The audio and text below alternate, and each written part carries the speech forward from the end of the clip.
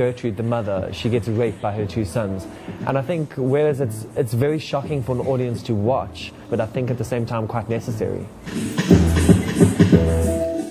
Emma de Wet plays Ophelia, the lead female role in the dark, sinister play, The Hamlet Machine.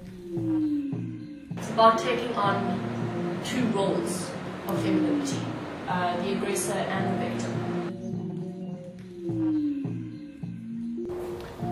The treatment with Ophelia and Hamlet is also a really important relationship because it's a relationship with two people that love one another.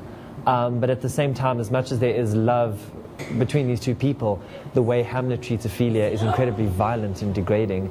And I think it's just exactly what happens in South African society on a whole.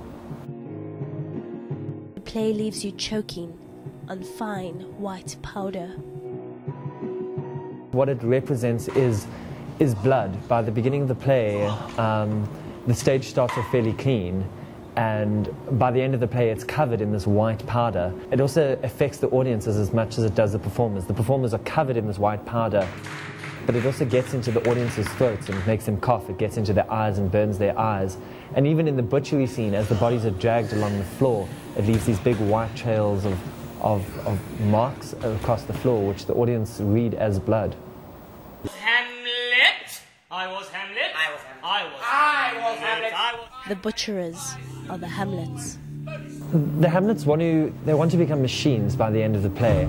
And it's this idea that they want to return to this absolute neutral state where they don't have to deal with emotions, they don't have to deal with pain.